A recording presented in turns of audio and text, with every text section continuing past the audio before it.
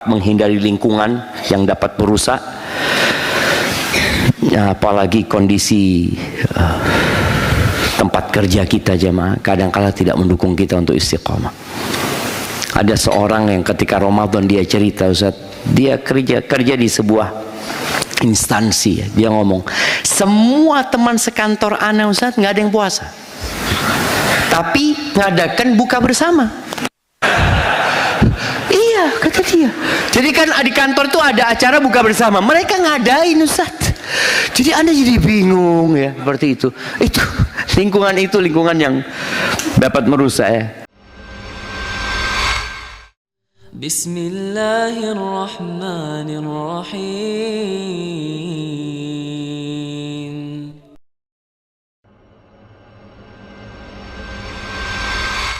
Ahibati fillah, ingat setan itu nggak pernah tidur siang.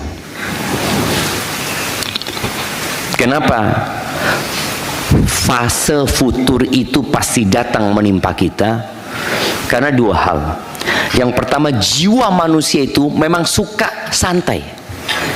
Secara jiwa kita, jiwa suka memerintahkan kepada keburukan. Dia nggak mau yang berat-berat, jiwa manusia. Makanya kita dipaksa untuk memaksa jiwa kita. Kondisi yang kedua, kondisi syaitan, yang dia telah bersumpah kepada Allah Azza wa Jalla untuk menyesatkan semua manusia. Thumma la'atiyannahum min baini aydihim, dia akan datang dari depan, wa min khalfihim, dari belakang, wa an aymanim, dari kanan, wa an syama'ilihim, dari kiri. Terus kita akan digodain jemaah, nggak berhenti jemaah. Jadi maju kena, mundur kena, ke kanan kena, ke kiri kena. Dia nungguin kita. Dia tungguin kapan kita ada celah, dia masuk. Dan syaitan mengatakan wala tajidu aktsarahum syakirin. Dan engkau ya Allah akan mendapatkan kebanyakan hamba-hambamu itu tidak pandai bersyukur. Dan sepertinya itu terjadi. Karena Allah mengatakan wa qalilun min ibadiyas syakur, sedikit dari hamba-hambaku yang bersyukur. Ahibati fillah, kalau bicara apa yang menyebabkan orang itu futur, ada beberapa faktor jemaah. Yang pertama, faktor agama. Faktor agama ini ada orang yang ketika dia hijrah, ketika dia mulai istiqamah, dia itu nggak ngaji dengan benar. Dia nggak datang kajian, dia tidak mempelajari tentang tauhid, dia tidak mengkaji tafsir Al-Quran yang merupakan kitab hidayah. Kemudian dia berlebih-lebihan. Ada orang yang berlebih-lebihan dalam beragama. Orang yang berlebih-lebihan dalam beragama ini akhirnya nanti sampai titik nggak mampu dia, karena memang agama ini mudah gitu loh. Jangan sampai kita mengharamkan yang mubah. Main bola boleh nggak? Ini orang ketika hijrah nggak mau main bola, padahal itu hobi dia. Dia hobi main bola. Ketika dia hijrah enggak, sudah nggak ada gunanya main bola. Masya Allah. Yang nggak ada gunanya main bola apa nonton bola? Main bola ada gunanya jam, tapi nonton apa manfaatnya? Ya mungkin seneng lah Ustaz, seneng. Jadi anak terus terang, kalau habis main bola itu Ustaz, gula darah anak turun. Habis nonton bola, gula darah anak turun Ustaz, kolesterol turun katanya, karena fulusnya habis. Ya adek nonton bola boleh, mubah ya, mubah, tapi jangan terlalu banyak gitu loh. Main bola boleh. Jadi ketika antum hijrah, antum suka main bola, ya silahkan main bola, silahkan main bola. Kenapa? Kalau antum menentang sesuatu yang antum sukai dan itu dalam agama diperbolehkan, nanti antum capek dan dikhawatirkan di tengah jalan antum tinggalkan. Maka tolong jangan berlebih-lebihan dalam beragama. Jangan mengharamkan yang mubah. Tapi paling tidak kita mengurangi yang mubah, jangan terlalu banyak ya, seperti itu. Kemudian jangan mewajibkan yang sunnah. Sunnah ya tetap hukumnya itu, kalau dilakukan kita dapat pahala, kalau ditinggalkan kita merugi. Tapi jangan sampai diwajibkan. Yang sunnah tetap sunnah, yang wajib tetap wajib, yang haram tetap haram, yang mubah tetap mubah. Yang makruh, ada sesuatu yang makruh dalam agama kita. Jangan yang makruh antum haramkan juga. Ini pentingnya, ketika seorang hijrah, maka tolong dia berusaha tetap di atas track, di atas jalurnya nih sama. Kenapa? Kalau antum semangat awal itu, oke, nggak apa-apa. Antum yang mubah antum tinggalkan nggak ada masalah, karena lagi semangat gitu. Yang sunnah antum kerjakan terus, bahkan meyakini aku harus melakukan ini. Tapi ketika semangat antum luntur, habis. Antum akan kelelahan. Ingat agama kita, kata Nabi SAW, Inna hadzal din yusrun. Sesungguhnya agama ini mudah. Maka sering Anda sampaikan, seorang muslim itu beragama yang biasa-biasa saja. Agama ini nggak usah ditambahin, nggak usah dikurangin. Udah seperti yang diamalkan Nabi alaihissalam bersama para sahabatnya. Baik, yang kedua ada faktor jiwa. Ada orang yang kadang-kala depresi, cuma. Ada orang yang kena was-was, yang akhirnya antum kadang-kala melihat ya, ada orang sholat sampai berulang kali takbirnya, Allahu Akbar, Allah. Pas imamnya rukuk langsung khusyuk, Allahu Akbar. Dia bisa khusyuk. Jadi selama imamnya baca Al-Fatihah, baca surat, dia itu Allahu Akbar berulang kali. Kita lihat ada seperti itu jemaah. Pas imamnya rukuk, Allahu Akbar, karena dia kehilangan satu rakaat kalau tetap was-was sih jemaah. Ada yang seperti itu. Ada yang kena was-was ketika wudhu. Dia benar-benar udah sempurna belum tadi ya? Wudhu lagi dia, wudhu lagi. Ini berbahaya. Dan setan itu ketika melihat orang beragama, artinya dia dulunya nggak kenal agama, terus dia hijrah, dia menjalankan agama ini, setan akan berusaha membuat orang ini bagaimana tadi, berlebih-lebihan dalam beragama, jiwanya tapi yang kena, mentalnya yang kena. Ketika bermuamalah sama orang, jual beli sama orang, kemudian dia lihat orang ini ngasih kembalian sama ana dari uang riba apa enggak ya? Nggak seperti itu dalam beragama. Maka hati-hati dengan jiwa kita, dengan was-was yang suka menimpa, akhirnya kadang-kala dia kecapean. Capek orang yang was-was itu. Kemudian yang ketiga ada masalah sosial ya. Masalah sosial ini seperti bujangan jomblo yang ingin nikah, kemudian nggak nikah-nikah atau dilarang sama orang tuanya. Akhirnya yang istiqomah jadi nyeleweng dia jemaah. Dulu anak punya kawan di Medina, orangnya baik jemaah, bahkan dia banyak memotivasi anak. Dia setiap liburan izin sama orang tuanya untuk nikah jemaah. Ayah, aku mau nikah, ayah kata dia. Oh, nunggu lulus. Sekarang kuliah, fokus belajar. Hati-hati loh orang tua. Boleh jadi ini anak yang istiqomah gara-gara dilarang, padahal dia mampu dan orang tuanya punya kemampuan. Maka Syekh Ibn Utsaimin rahimahullah telah menyebutkan, orang tua yang punya kemampuan menikahkan anaknya, nikahkan anaknya. Apalagi di zaman seperti sekarang. Sampai Anda dapat potongan video jemaah ya. Potongan video di mana ada beberapa pemuda di Arab itu, ketika bapaknya lagi duduk, dia bawa TV jemaah. TV-nya dia bawa. Dia tunjukkan ke ayahnya ceramahnya Syekh Utsaimin. zawiju, nikahkan anak-anak kalian. Betul jemaah. Dia tuh kok sampai fase sudah nggak jemaah. Oh, puasa udah nggak kuat puasa, udah sampai lemes, tapi tetap godaan itu ada.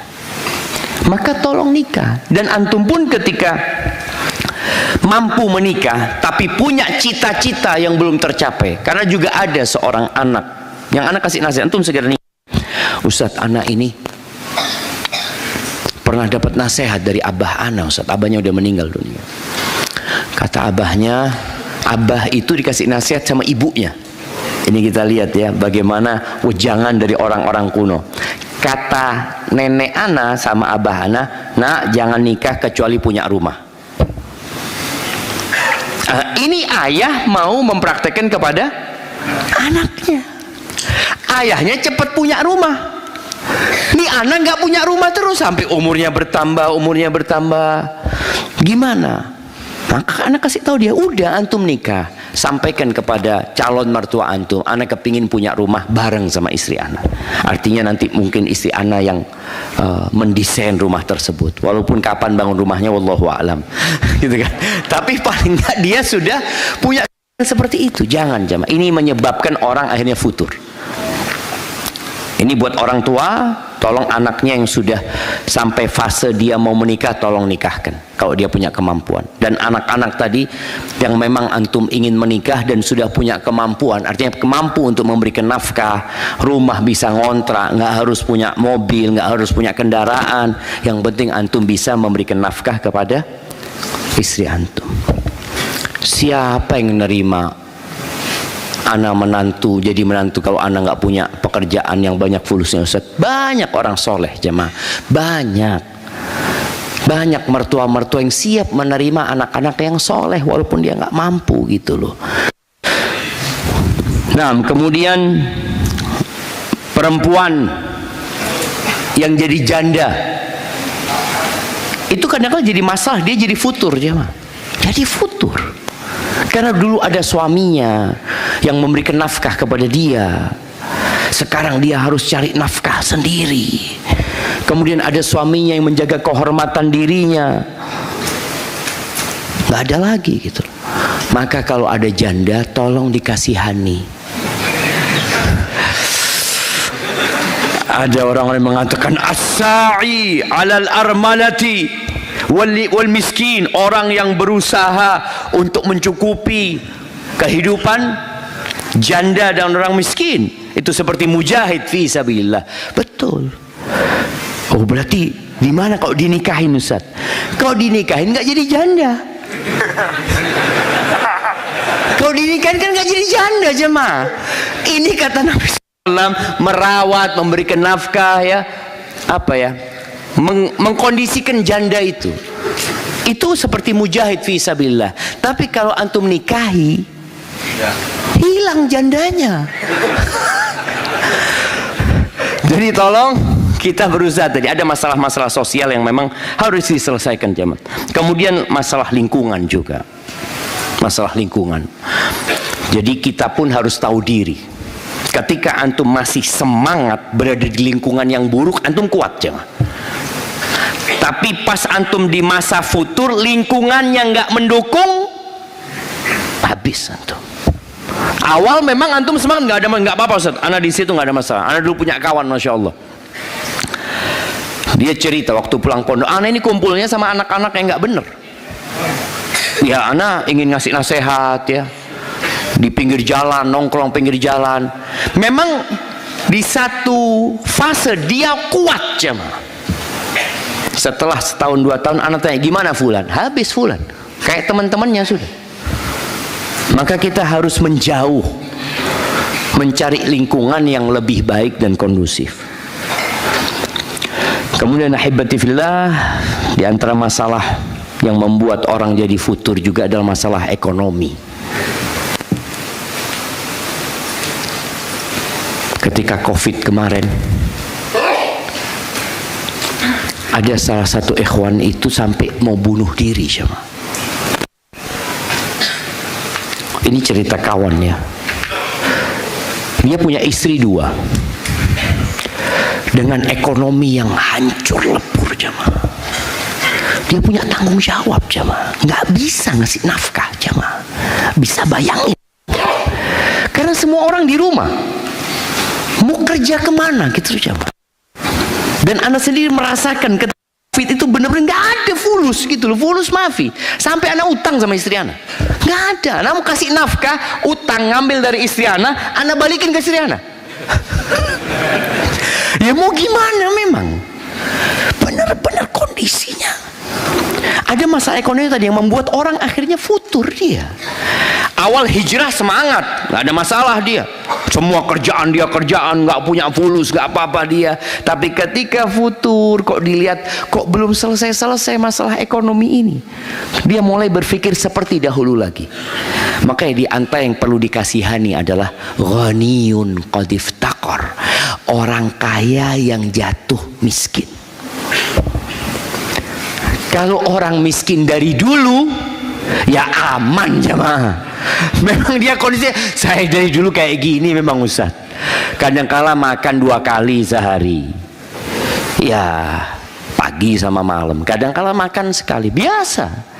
Tapi kalau yang biasa makan 7 kali sehari, kemudian makan sekali dia. Kan ada orang yang makan pagi, subuh makan. Nanti jam 9 makan lagi gorengan wala apa, habis zuhur makan lagi, habis asar makan, habis maghrib makan, habis isya makan, mau tidur makan lagi. Tahu-tahu dia hanya makan sekali.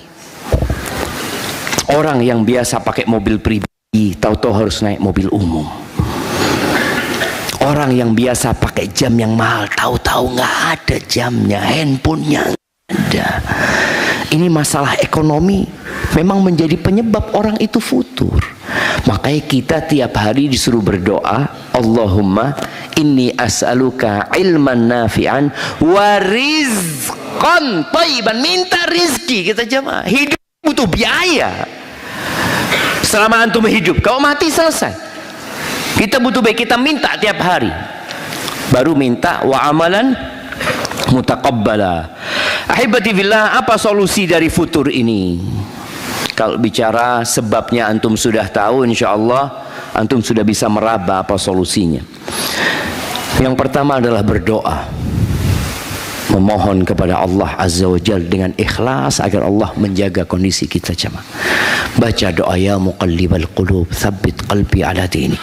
Dulu waktu awal hijrah kita baca terus jemaah. Setelah merasa sudah istiqomah, kita nggak baca lagi, baca terus. Rasulullah SAW membaca jemaah. Terus baca doa orang-orang yang berilmu. Orang tuh semakin berilmu semakin takut sama Allah. Yang di surat Ali Imran ayat 8 ya. Doa mereka apa? Rabbana la tuzigh qulubana ba'da idh hadaitana wa hab lana min ladunka rahmah innaka antal wahhab. Baca jemaah. Wahai Rabb kami, jangan palingkan hati kami setelah Engkau memberikan hidayah kepada kami. Jangan sampai kita menyimpang setelah dikasih hidayah sama Allah Subhanahu wa taala. Dan berikan kepada kami dari sisimu rahmat, sesungguhnya Engkau Maha pemberi anugerah ya. Kemudian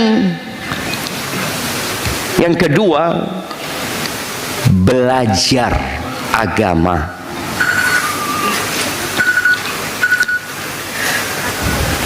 Yang minim, artinya kalau kita bisa maksimal alhamdulillah, tapi nggak semuanya bisa maksimal.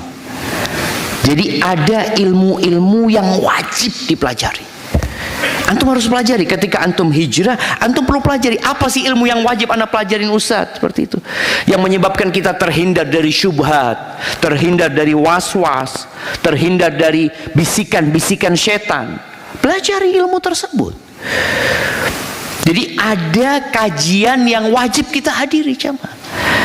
Walaupun kita tahu sebenarnya ya kan ana sudah belajar Ustaz tentang rukun Islam, rukun iman, ihsan. Iya, tapi ada ilmu-ilmu lain yang antum harus kaji. Tolong penuhin ilmu tersebut. Kemudian yang ketiga, cari kawan yang baik. Kawan yang ketika kita futur, dia pegangin kita, jamaah. Ada yang nelpon kita kalau kita nggak hadir kajian. Nah, maka ini ana tidak akan lanjutkan kajian sampai antum kenal dengan yang di kanan dan di kiri antum. Fadhal, antum kenalan dulu.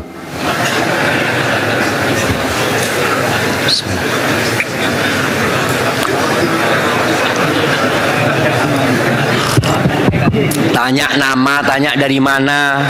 Iya jamaah. Ibu-ibu juga seperti itu. Maka tolong tadi cari kawan yang baik. Dan kalau bisa kawan antum yang antum kenal di sini itu menjadi kawan untuk selanjutnya jamaah. Antum minta nomor handphonenya nanti setelah kajian. Ketika ada kajian lagi mungkin bisa saling mengingatkan. Tanya antum datang nggak? Orang itu kalau diingatkan jamaah sadar. Tapi kalau kita nggak ada yang ngingetin, apalagi kita hijrah di rumah sendirian, ayah bunda kita belum hijrah ya, kemudian keluarga kita belum, kita sendirian. Ketika kita futur, mereka suka. Oh lihat kan, memang kau berlebih-lebihan dalam beragama kata dia. Udah biasa-biasa aja. Biasa-biasa aja maksudnya kadang kala sholat, kadang kala nggak sholat gitu. Alhamdulillah. Enggak, jadi tadi kita perlu kawan yang selalu mengingatkan kita. Kemudian hindari lingkungan. Yang keempat, menghindari lingkungan yang dapat merusak. Ya, apalagi kondisi tempat kerja kita jemaah kadang-kala tidak mendukung kita untuk istiqamah. Ada seorang yang ketika Ramadan dia cerita, Ustaz, dia kerja di sebuah instansi ya. Dia ngomong, semua teman sekantor ana Ustaz nggak ada yang puasa, tapi ngadakan buka bersama. Iya kata dia. Jadi kan di kantor tuh ada acara buka bersama, mereka ngadain Ustaz. Jadi Anda jadi bingung ya seperti itu. Itu lingkungan yang dapat merusak ya. Kemudian ketika yang kelima, ketika ada satu masalah segera selesaikan. Tadi masalah kejiwaan antum was-was umpamanya ya. Kalau ada masalah-masalah ekonomi, antum segeralah terus berdoa memohon kepada Allah supaya masalah ini tidak membesar. Dan antum terus memohon agar dikuatkan keimanannya. Kemudian yang keenam, kadang-kala antum perlu datang ke orang-orang yang berilmu jemaah untuk minta nasihat. Sampaikan kondisi antum. Tadi yang ana sampaikan ikhwan yang mau bunuh diri itu benar-benar mau bunuh diri jemaah. Istrinya telepon seorang ustaz. Akhirnya ustaz itu datang ke rumahnya. Dia sedang proses ingin bunuh diri jemaah. Subhanallah jemaah. Maka tadi kita kondisi memang kadang-kala sudah kalap, nggak tahu dia jemaah solusinya apa. Maka kita perlu punya kawan-kawan yang ustaz yang bisa memberikan nasihat kepada kita. Antum kalau cari ustaz, jangan cari ustaz yang terkenal. Setahun sekali belum tentu ketemu antum sama dia. Iya, tapi ada ustaz di sebuah masjid, ada imam masjid, ada ustaz di pondok pesantren. Udah antum datang ke mereka. Tiap pekan, tiap bulan antum datang, antum punya rezeki datang ke ustaz seperti itu sambil minta nasihat kepada ustaz. Terus terang perlu dekat sama orang berilmu, jangan perlu dekat. Kemudian yang ketujuh, berusaha untuk menguatkan iman kita dengan menjalankan amalan-amalan yang menguatkan iman itu. Di antaranya adalah mentadabburi Al-Quran Al-Azim. Baca Al-Quran dan tadabburi. Antum punya wirid baca Quran, walaupun cuma satu ayat, tapi tiap hari antum baca. Kemudian bertafakur di ciptaan Allah Subhanahu wa taala ya. Di malam hari sekali-kali antum keluar ke tempat yang lapang jemaah. Duduk di sana. Antum lihat itu langit. Allah mengatakan inna fi khalqis samawati wal ard ikhtilafil laili wan nahar la ayatil li ulil albab. Itu ada tanda-tanda kebesaran Allah di sana. Maka berusaha kita untuk meninggalkan handphone kita sekali-kali, meninggalkan rumah kita, berangkat ke tempat di situ kita tadabbur. Kemudian tujuan hidup harus selalu diingat ya. Yang terakhir, meminta pertolongan kepada Allah dan meminta perlindungan dari syaitanir rajim. Ketika bisikan-bisikan itu datang, katakan a'udzubillahi minasyaitonir rajim, a'udzubillahi minasyaiton. Terus jamaah, semoga dengan itu Allah benar-benar menyelamatkan kita. Sebagai penutup, ada sebuah hadis yang diriwayatkan Imam Tabrani. Nabi SAW mengatakan, ma min abdin mu'minin, tidak ada satupun hamba yang beriman, illa walahu dzambun, melainkan dia punya dosa. Melainkan dia punya dosa. Ini sebuah kodrat manusia, dia itu berbuat dosa. Coba. Tidak ada satupun hamba yang beriman kecuali dia berbuat dosa. Ya'taduhul faina ba'dal faina. Ada yang dia kerjakan, dia berhenti, nanti dia kerjakan lagi ya. Au dzambun huwa muqimun alaihi, atau dia punya dosa yang terus dia kerjakan, la yufariquhu hatta yufariqal hayat. Dosa yang dikerjakan sampai mati kadang-kadang. Ada punya kebiasaan, punya dosa yang dikerjakan terus. Wa innal mu'min khuliqa muftanan. Orang beriman itu diciptakan memang untuk diuji. Tawwaban, tapi dia suka bertobat. Maka kalau antum berbuat dosa, segera bertobat kepada Allah SWT. Nassa'an, mukmin itu suka lupa. Idza dzukira dzakara. Kalau diingatkan, dia jadi ingat. Maka kenapa hari ini kita buat kajian ini? Dan mereka mengingatkan, ana mengingatkan diri ana sendiri, supaya antum mungkin yang lupa juga ingat. Hadza wallahu a'lam bissawab.